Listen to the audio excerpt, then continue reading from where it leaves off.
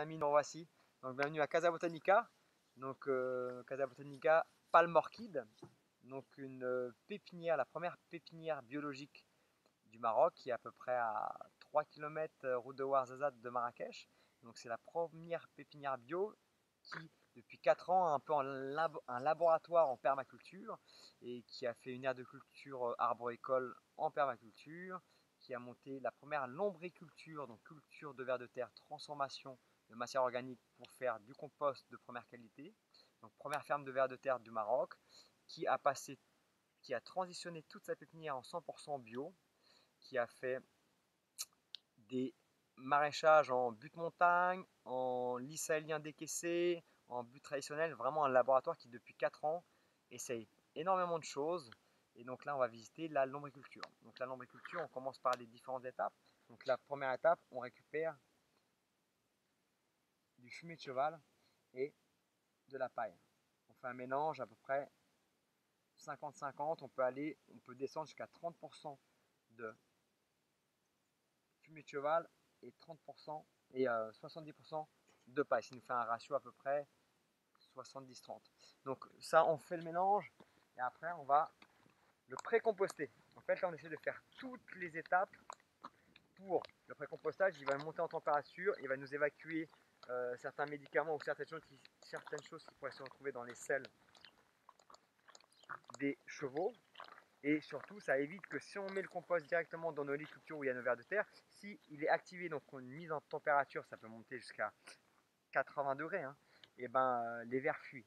Donc là, vous avez l'unité de pré-compostage. Alors, vous avez des lits en fait qui sont les andins, ils sont posés sur des lits pierreux où en fait il y a toute une légère descente et vous voyez au fond, il y a des bambous et des cannes à sucre. Donc en fait, les bambous et les cannes à sucre viennent drainer tout le surplus des eaux qui coulent au lieu que toute l'eau un petit peu noire s'évacue un petit peu partout. On la canalise et on la filtre directement par, par une phyto. Donc une fois qu'on a le pré-compostage qui est fait, donc on perd à peu près 40% de la matière, voire 50% du volume. Donc il y a une montée en température, on le retourne, on essaie de ne pas dépasser 60 kg et après on va le mettre dans nos serres. Alors on va choisir celle qui est ouverte. La première. Donc là, les lits ont été récoltés, ils viennent d'être réensemencés. Donc là on va essayer de voir, donc vous voyez un petit peu la taille que ça peut prendre. Donc là on est sur des serres ombragées, on est dans un climat chaud. Donc le challenge de cette lombriculture, c'était comment faire du compost de vers de terre dans un pays où l'été il fait entre 40 et 50 degrés, en sachant que les vers ne supportent pas la chaleur et la sécheresse. Donc on a protégé nos vers dans des serres avec un écran thermique, on a décaissé légèrement le sol pour les mettre au frais, et on est arrivé à avoir des lits de culture intéressants. Alors est-ce qu'on a des vers ici ou pas? On va voir qu'on en a un petit peu. Donc là c'est un lit qui vient d'être réensemencé il y a très peu de temps. Donc là on a des bébés. Est-ce que je vais vous trouver des œufs? Donc voilà, donc quelques vers de terre, on va essayer un autre tas. Donc là les vers ils vont tranquillement manger le compost pendant à peu près 5-6 mois. Il n'y a qu'une seule variété de vers? Alors là on travaille avec le Essenia Foetida qui est le ver rouge des composteurs. Donc c'est un ver épigé, donc c'est un ver de surface qui lui son rôle c'est juste de décomposer les matières basses et de les transformer en humus stable. Voilà, donc là on a 3 serres comme ça. 3 serres comme ça qui nous fournissent un compost de grande qualité. On travaille que avec du fumier de cheval. On respecte les mesures pour avoir un produit stable. Et du coup on a vraiment un super produit. Après on va aller voir, donc une fois que le compost est prêt, on va aller au tamisage. Ça met à peu près combien de temps là pour cette phase On là a à où... peu près entre 5 et 8 mois selon le temps. Les vers, quand ils ont très froid, ils ont une période de repos où ils dorment. Et quand il fait très chaud, pareil, ils se cachent en dessous et ils se reposent. Donc l'activité est surtout concentrée sur fin d'hiver, printemps, début été et fin d'été, automne, début hiver. C'est là où les vers sont le plus actifs. Donc il y a un petit creux dans la saison où ils se reposent. Sinon, ils travaillent 24 heures sur 24. Donc là, on est dans le lieu où on tamise le compost et on le met en sac et on obtient une matière. On obtient une matière de l'or noir. Donc ça fait des petites boulettes collantes, un humus stable qui a aucune odeur. C'est assez impressionnant. Et donc de la matière qu'on a vue, on a quelque chose qui est assez fantastique. Alors ce qui est intéressant dans le compost de Casa Botanica, c'est quoi? C'est regarder ce que je retrouve là. Oh, je retrouve un œuf. Donc en fait, ce qui est intéressant, et c'est un petit peu voulu, c'est-à-dire que le tamis récupère les vers, mais pas tous les œufs. Et le but, c'est que quand vous achetez du compost comme ça et que vous mettez ça dans votre jardin, si vous avez un petit peu de matière ou de paillage, c'est que vous allez réinoculer vos arbres et votre terre avec des vers. Parce que là, il y a à peu près 6 vers de terre là-dedans. Donc en fait, ce qui est intéressant, et souvent, bon, je pourrais en trouver, mais souvent, il y a des vers en fait. Ça serait chouette que je vous en trouve un parce qu'on en trouve souvent. Voilà. Vous voyez, là, il y a un ver et un œuf. Donc le travail, c'est pas juste d'avoir un compost de bonne qualité, c'est on a carrément un compost qui réinocule les jardins. Par contre, il faut avoir un minimum de matière organique et un minimum d'humidité pour les faire survivre et se développer. Donc voilà, ce qui est intéressant, c'est que la volonté ici, c'est de faire un compost qui réinocule et qui fait le travail.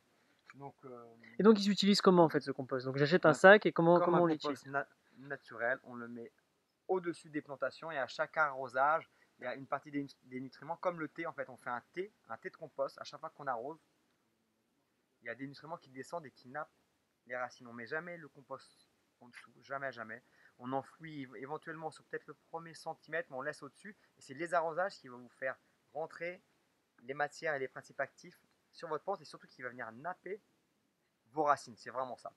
Donc c'est un compost traditionnel. Par contre, c'est un compost qui est très concentré parce que sur, on va dire, 1000 litres de compost, 1 mètre cube de matière basse, de matière organique, de fumée de cheval, on va récupérer que 300 litres de lombricompost. En fait, les vers, c'est un produit qui est très concentré.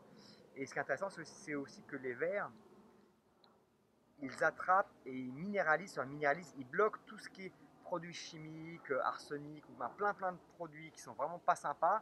Et ils les mangent, ils les digèrent, ils les bloquent et du coup, c'est comme ils viennent épurer les matières bases. Donc du coup, on a un produit vraiment super sain et intéressant pour nos jardins. Et donc, c'est pour tout le monde peut l'utiliser, les paysagistes, tu disais? Ah ouais, moi alors le seul problème c'est que c'est un produit un petit peu cher, mais il est plus concentré que les autres. Comme vous voyez, ce qui est intéressant, c'est qu'il est inoculé, c'est-à-dire qu'il y a des vers, il y a des œufs. Donc il y a vraiment, c'est-à-dire que c'est un compost qui est riche, ou un compost très généreux, un compost inoculum. Et vu qu'on part de 100 litres de produits et qu'on en obtient que 30, le coût de l'opération par rapport à la matière première et des ouvriers, parce que ça prend à peu près 6 mois à se transformer par les vers de terre. C'est entre 6 et 8 mois selon le temps, selon l'époque. Donc c'est un produit long à faire et on passe de 100 litres à 30 litres. Donc c'est un produit très concentré, donc il est un petit peu plus cher. Il est ici, par exemple, au Maroc, on est à peu près 1 dirham 30, 1 dirham 50 en gros pour 1 litre de compost. Ici, en gros, on est à 2 dirhams 40, 2 dirhams 80 selon la quantité qu'on prend. Donc c'est à peu près 2 fois plus cher, mais on a un autre produit qui apporte vraiment d'autres choses. C'est un produit qui recrée de la vie. Il y a plein de microbiologie en fait. Ça réinocule vraiment une certaine microbiologie dans le sol. Donc c'est pas que de la matière organique, qui a aussi déjà une microbiologie, mais là il y a une microbiologie plus importante, un spectre plus grand. Et ce qui est intéressant, c'est qu'après, une fois qu'on a des vers de terre, on peut facilement faire sa petite lombriculture. Il faut juste les mettre dans un environnement et dans une atmosphère.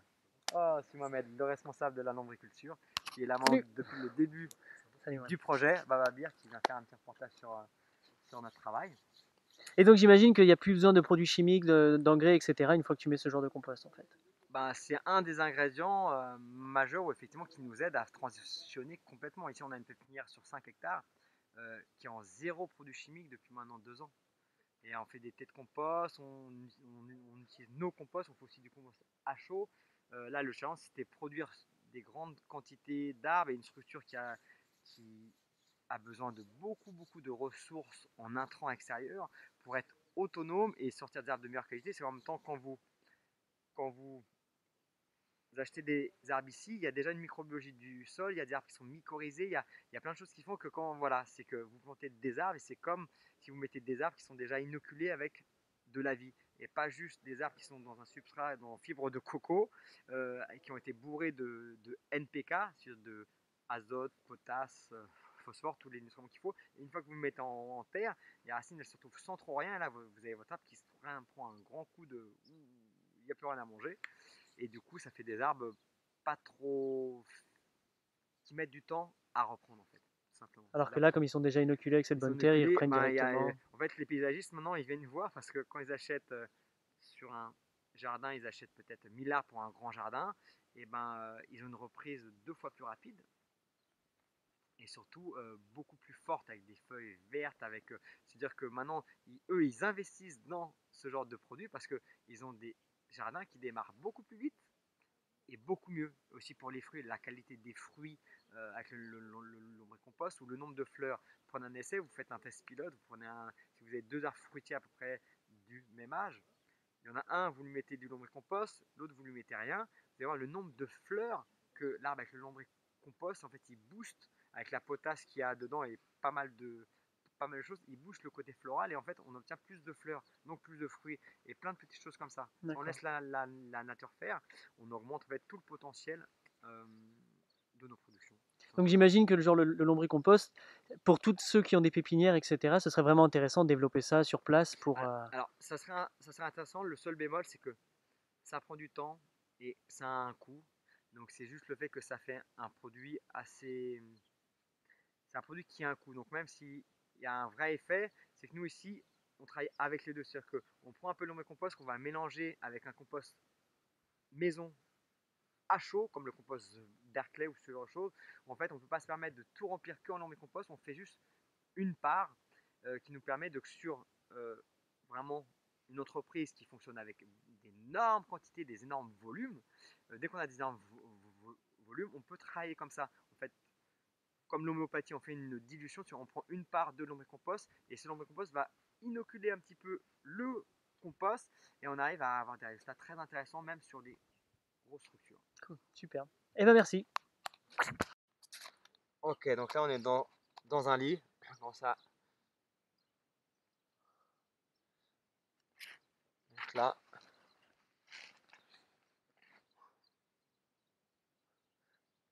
on a vraiment une quantité intéressante et là, quand vous voyez des vers avec un petit ventre, ici, c'est qu'il attend des bébés en fait. Donc là, ils sont en train de produire des bébés. Donc c'est vraiment, voilà, le travail des ouvriers. Voilà, il y a un petit œuf. Hop. Et vous vendez les vers aussi ou pas? On en vend un petit peu. D'accord. Pour faire des loseaux d'ombricompost, pour la pêche, pour la Oui, nourriture? non, pour l'ombricompost. Nous, sur chaque projet permacole qu'on monte, il y a à chaque fois une lombriculture. C'est-à-dire qu'on vient acheter une partie de notre compost ici pour le démarrage, parce qu'il n'y a pas. Après, on monte une petite unité qui va assumer un minimum sur les projets, un minimum de fertilisation par l'ombricompost, parce qu'on peut le remélanger avec d'autres composts. Et si on a besoin de plus, ici, on a une ferme à lombric qui produit énormément de compost. Donc ici, on peut faire le complément de matière première. Donc toi, tu viens de servir ici pour tous les autres projets que tu fais. Exactement. D'accord. Cool. Et on a mis à peu près, à monter ce projet, il y a eu à peu près 3 mois de maquette, c'est à peu près 4 mois de réalisation, et on a mis en route tout de suite. Maintenant, ça fait à peu près 3 ans que ça tourne, et qu'on fait une grosse production, que le staff, l'équipe est autonome. Bon, maintenant, je regarde un petit peu ce qui se passe. Quand il y a des problèmes, je suis un petit peu là, mais en gros, voilà, là, le but c'était de monter un projet, le viabiliser, sortir de la production, former une équipe et que ça roule tout seul. Donc je suppose que c'est très profitable quand même comme entreprise de faire du lombricompostage. Ouais, c'est très intéressant, mais ouais, c'est très intéressant, sauf que ça a un certain coût, mais la qualité, ce qu'on peut faire avec, Mhm. c'est On a encore plus mieux à que rien. gagner que. D'accord, on a énormément gagné. Cool. Merci!